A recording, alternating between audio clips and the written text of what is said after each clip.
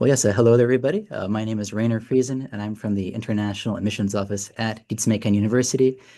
And yes, I look forward to sharing with you about Ritsumeikan University. I'll give an overview of our university overall, the programs that we offer in English. There are five of them. I'll cover, of course, admissions as well. I have a very information-dense 30 minutes for you. So if you have questions, I'm looking forward to answering them. You can put them into the Q&A box, and then I will answer them through like the direct typing function at the end of the session. So please ask me your questions. I will respond to them, but I will be typing the responses at the end of the presentation. Okay, so first, an overview of the university. We are founded in 1900. We are a long-established comprehensive private university. We have over 39,000 students, making us the third largest university in Japan. And the size and these resources, allow us to, I think, very well also support our international student body. We have a very large international student body, over 3,300 international students. I was actually a long time ago an exchange student to Ritsumeikan University. So I experienced student life at this university. I had an excellent time, which is why I had to come back to Japan after graduating, actually. I can talk about that maybe a little bit more later. You'll see.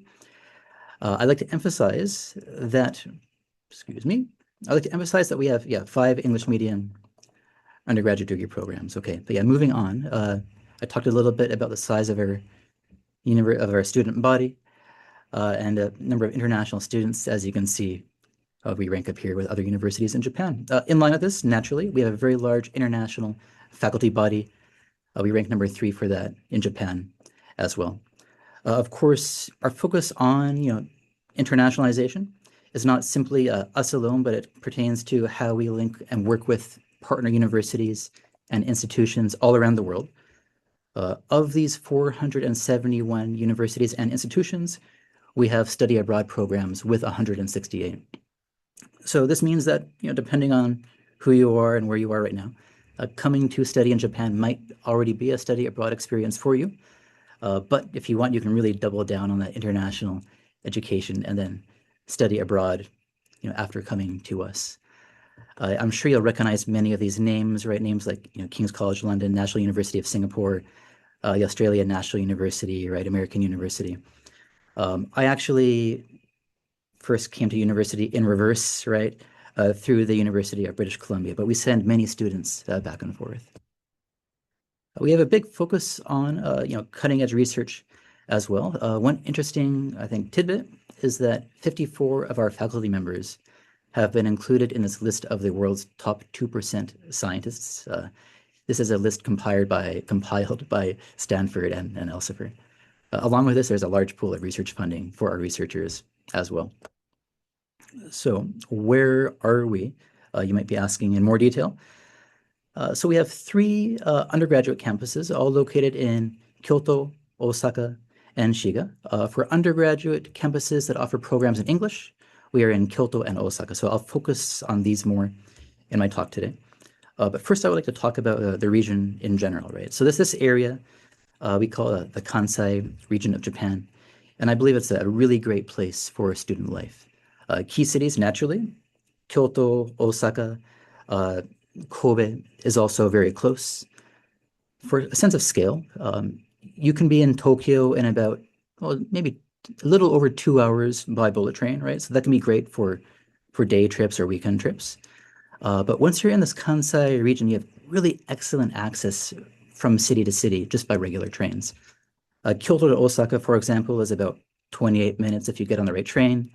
You can be in Kobe in about another 20 minutes. Many people will live in one city and go to school or work in the other, right? It's really great for student life because you can go exploring on the weekends. And each city truly is unique. Completely different atmospheres, different things to do. The people are a little bit different, slightly different cultures. Even the Japanese you'll hear is a bit varied across regions. So I think it makes for a really rich student experience in this area. I had a great time.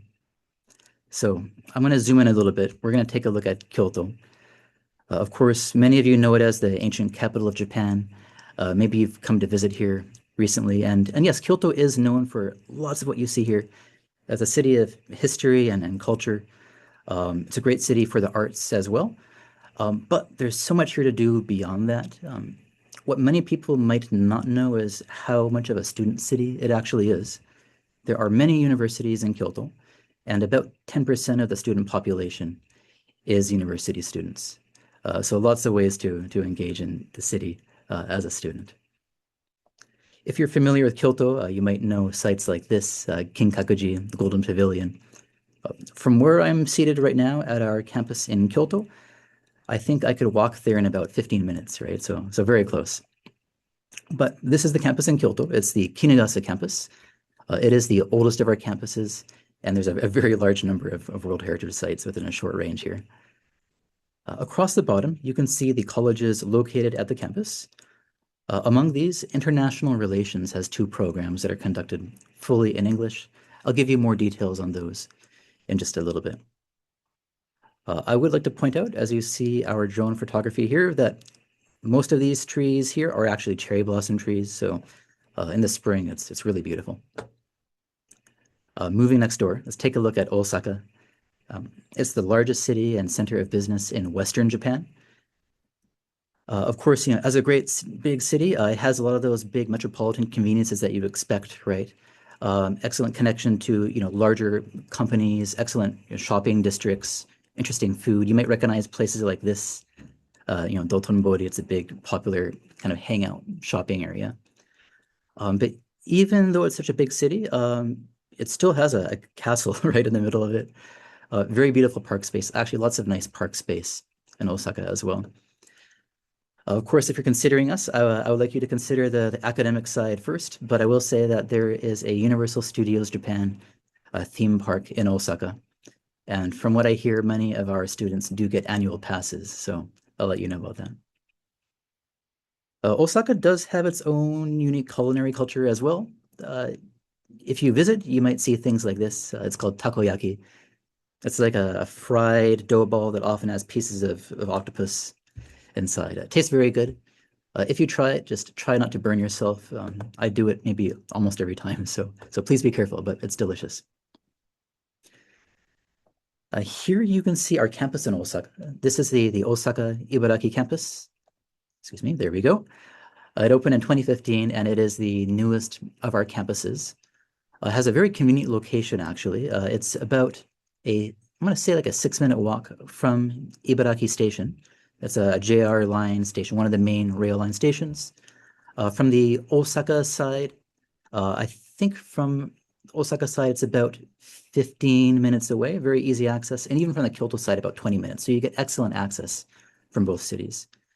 Among the colleges located here, the College of Global Liberal Arts, Policy Science, and Information Science and Engineering conduct programs fully in English. And the College of Information Science and Engineering actually moved into this campus April of last year into a new section of the campus that was just completed at that point.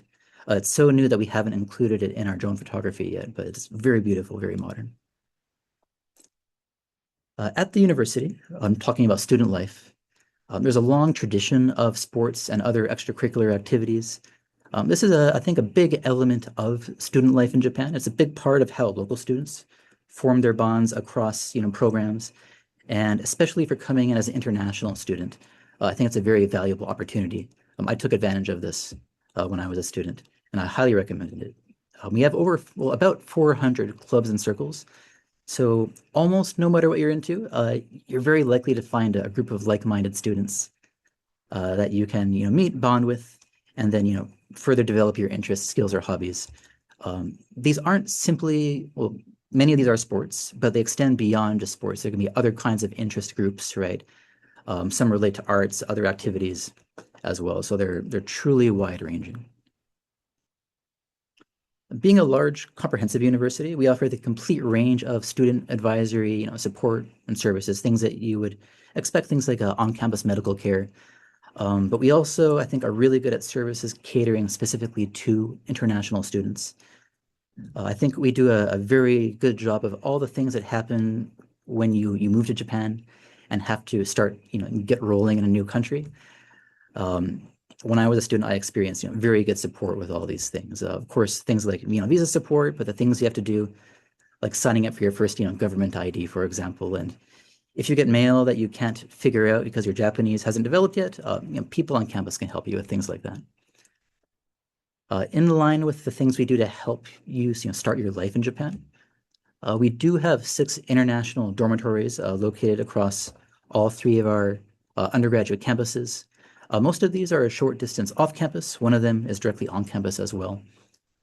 Each dorm does have resident mentors. These are typically students who speak both Japanese and English, and they can help students who are new to Japan really kickstart their lives in the country. So I've given the general overview of the university. Now I'll talk about what we offer in English. We have 5 English medium undergraduate degree programs. One thing that's unique among our offerings is our collaborative degree programs. These are dual and joint degree programs. You study with both Ritsumeikan University and a leading partner university in Australia or the USA, and then graduate with degrees from both universities. We also have 3 single degree programs, each with their own unique traits as well. I will point out that while these are single degree programs, you still do have study abroad opportunities within these as well. So we'll start from the top, and I will begin with the College of Global Liberal Arts. This is an undergraduate dual degree program with the Australian National University. To put it about as succinctly as I could, it's 4 years spanning 2 countries, 2 degrees, all in one cohesive program. Here you can get more of the details, but I'll emphasize that you graduate with a Bachelor of Global Liberal Arts from Ritsumeikan University, as well as a Bachelor of Asia-Pacific Affairs from the Australian National University. As we go through our programs, I'll point out our enrollment periods here. So many of our programs do have both April and September enrollment. Some have both one or the other. So keep an eye on that, but we do have the full range across our programs. Physically speaking, this program is 3 years at our campus in Osaka, and then 1 year physically in Australia at ANU on their campus in Canberra. But from the 2nd year onwards, you start taking courses from ANU even well in Japan after an assessment from ANU. Here you can see the schedule for April enrollment. There's a slight shift if you're looking at September enrollment, but we offer that as well, but the same essential idea. So a very unique program. And I'll emphasize once again, this is not a study abroad, this is not a typical exchange program, right? You become a full-time student of both universities. Moving on, the next unique program that I would like to introduce is our joint degree program with American University. This is with American University in Washington, D.C., and this is the first joint undergraduate degree program ever between the U.S. and Japan. I have a short little video I'd like to show you to introduce that right now.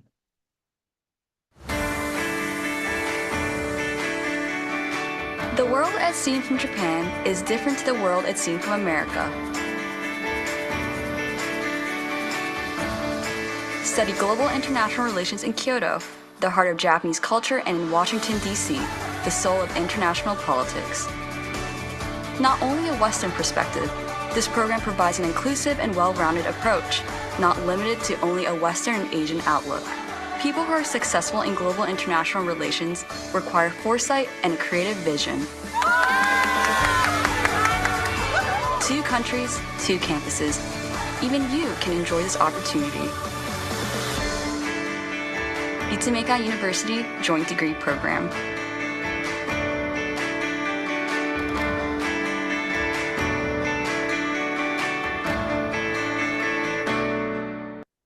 Okay, so I hope that explains or helps to convey some of the excitement and scope of this program. Now I want to give you some more of the details. But in this program, you can graduate with a Bachelor of Arts in Global International Relations, and I'll emphasize that this is a degree from both Ritsumeikan University and from American University. For those who apply and enroll through us, it is April enrollment. And while studying with us, it's at our campus in Kyoto. Of course, American University is in Washington, D.C. Here you can see the schedule for those who apply and enroll through us. We call them RU home students. But yes, physically, 2 years in each country.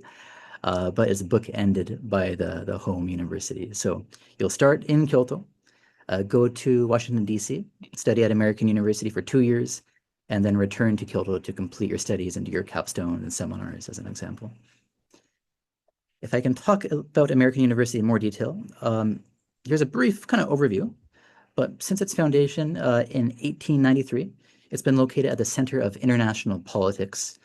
A long list of American presidents have given notable speeches at the university, right? John F. Kennedy gave his speech there in 1963, I believe it was. But of course, being located in Washington, D.C., it puts you, right at the heart of both American but also international politics, right? Very influential all around the world. And so the university ranks very highly for undergraduate international relations programs, right? You have number 8 right there, and you can see, many other universities here that are in the same kind of ranking zone as them, names like Stanford University, right? Yale, George Washington University. So it's a very, very special opportunity. In this program, you're studying at leading international relations faculties in both the US and Japan, right? This allows you to explore international relations from multiple perspectives. You're getting exposure, of course, to teachings both from professors and researchers in both countries, right? Japan and the US, but also the different kind of international student bodies in each country as well, learning both with them and from them, through your experiences. Of course, naturally, you get to experience both American and Japanese university life as well. I'll emphasize that you become a full-time student of both universities, giving you full access to the resources of both universities. So access to the full resources from Ritsumeikan University and American University as well. This allows you to create networks in both countries and can really open up a range of career opportunities on a great international level, right? Of course, this also connects you to the alumni bodies of both universities as well. I'll point out that over 90% of GDP students intern. One unique feature of this program I would like to point out also is that for certain advanced placement and IB classes, we do accept some credits. For more details on that, I can answer it in the Q&A later if you're curious, or you can check the GDP website. I would like to show you some examples of classes within the program, though. It's international relations, but there's a very wide scope of courses that you can study, right? Things that, of course, still can relate back to international relations, but microeconomics, related class, macroeconomics, right? You'll find many international business classes as well. I've seen finance examples. What you can see here is just a subset of courses within the program. RU is in red, AU is in blue. If you go on the website, but you can find a very large list of classes within the program. It's truly expansive. Next, though, I'll touch on our single degree programs, starting with our global studies major. This is our first English medium undergraduate degree program. You can graduate with a Bachelor of Arts in International Relations, both April and September enrollment for this program, and it's located at our campus in Kyoto. I'll emphasize that the faculty come from a diverse range of backgrounds, right? Some have come from places like the UN, World Bank, other NGOs. If you speak high-level Japanese, one unique feature is that we do have cross-enrollment within this program. If your Japanese is proficient enough, you can take some of your classes in Japanese as well. Next, I'll talk about our Community and Regional Policy Studies major. This is in the College of Policy Science. It's located at our Osaka Ibaraki campus. September enrollment for this program. If any of these keywords appeal to you, it could be a great fit. I've seen a large range of very interesting mock lectures for this program, but things like topics on like housing policy, right, or even all the way to like wildlife conservation and the factors that influence, what species we even choose to try to save, right? So a wide range of topics that really affect us in real life. I'll point out that in addition to the diverse faculty body, there are on-site research projects in this program. Some can be conducted in Japan, but overseas as well. You can also take some courses in Japanese if your Japanese level is high enough. Finally, the last program I would like to introduce is our Information System Science and engineering course. This is in the College of Information Science and Engineering. April enrollment for this program located at our Osaka Ibaraki campus. One feature I'll point out here is the large range of laboratories within the program. As you move through the program, you have the opportunity to specialize in a laboratory, and you can see some examples of these here. They're all led by leaders in their fields. So that is the overview of the 5 programs that we offer in English. Here you can see the degrees awarded. Periods of enrollment do vary by program, as does the location. You can see intake numbers right here.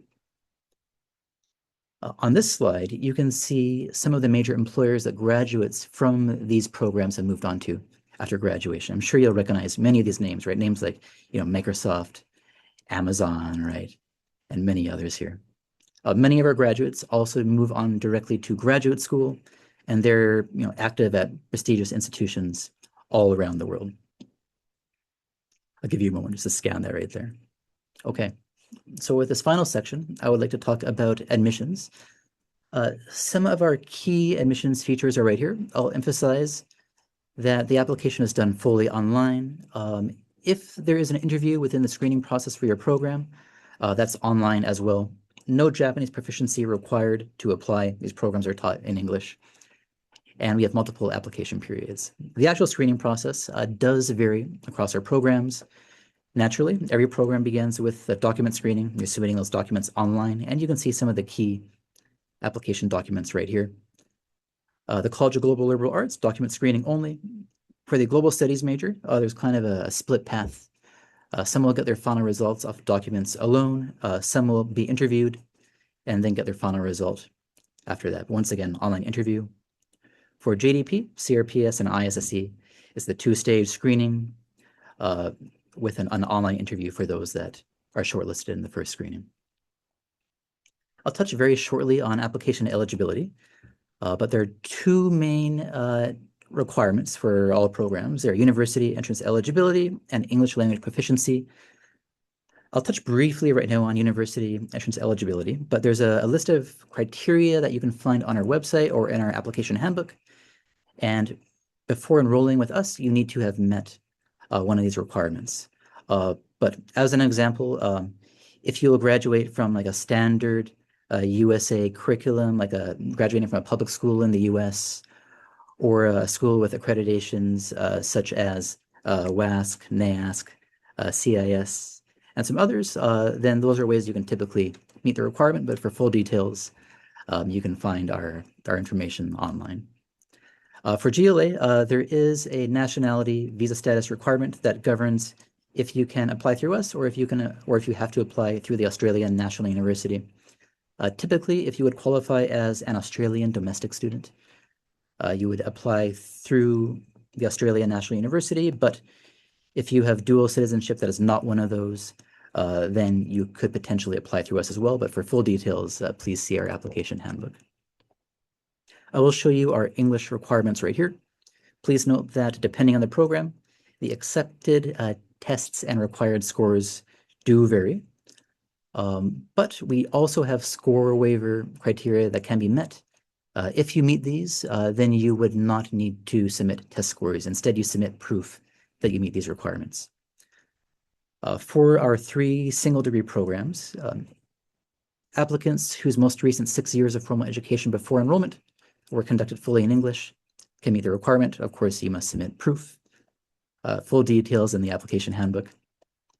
For the College of Global Liberal Arts, that's the dual degree program with the Australian National University, we have 2 patterns. A here relates to citizenship and prior education. But if you're a citizen of one of these countries and you'll have undertaken at least 1 year of full-time or equivalent, year 11 and or year 12, in one of these education systems, you can meet the requirement. As an example, if you will have completed grade 11 and or grade 12 in the US system, and well, in the US, and you have one of these citizenships, then you can meet the requirement that way. Completing the full IBDP in English is another way to meet the requirement. But for full details, once again, please see our application handbook. Finally, for the American University, Ritsumeikan University joint degree program, there's 2 patterns here. I will summarize for the purpose of this presentation. But essentially 4 years of study in a US regionally accredited system or one of these other systems with English as the only medium of education, no ESL, can meet the requirement, as would 4 years of study in one of these countries or in their educational system. So once again, no ESL, but for full details, please see our application handbook. Moving ahead, I'll just point out that academic transcript requirements, the number of years that we require do vary across our programs just a little bit.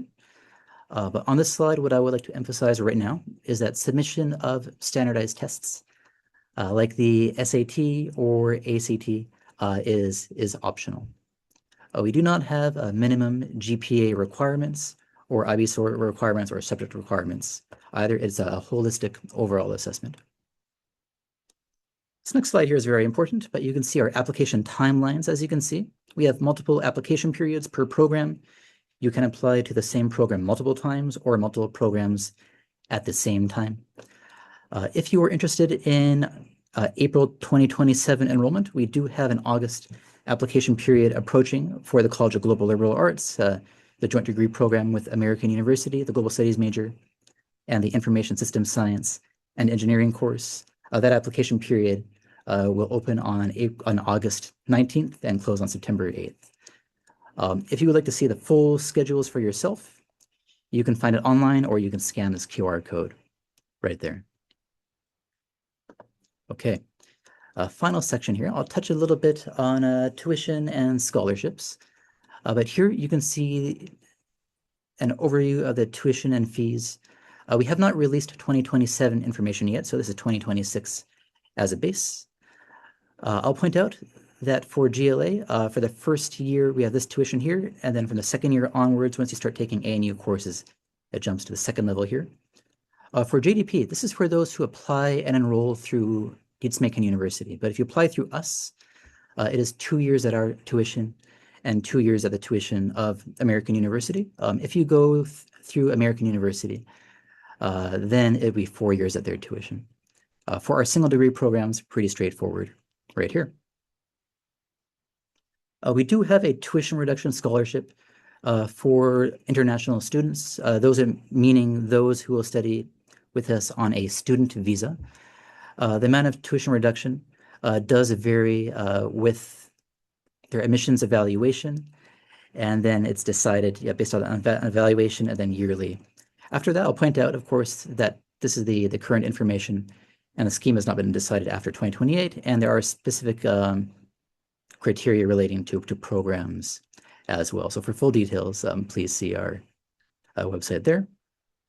As I wrap up here, I'll point out also that we do have scholarships specific to GLA and JDP. This is a scholarship for GLA, but when you physically go to ANU, everyone qualifies for this total 1 million Japanese yen there, regardless of nationality. For the joint degree program with American University, when you go to American University, you're paying their tuition, but there's a 30% reduction of their tuition automatically for the first year. And then if you maintain the required GPA, you can get it again in the second year. There's also this RU Study Abroad Challenge Scholarship as well. Okay, as I come to a wrap here, I'd like to point out that this has been a very quick overview of admissions and applications I've explained right here, but we can go into far more detail if you're interested. We will be holding our own webinar for this very shortly on May 30th. You can find this information on our website. But if you want the full detailed rundown of the application process and requirements, then we hope to see you there as well. Finally, I'll just show you our contact information right here. We do have online consultations through Calendly if you scan this QR code right there. But I would like to thank you very much for listening to my introduction of Ritsumeikan University, our 5 programs in English, and of course admissions. And I'll be following this up by answering the Q&A, but through the typing function in the Q&A. But thank you very much for your time, and I will pass the imaginary microphone back to our Lighthouse hosts.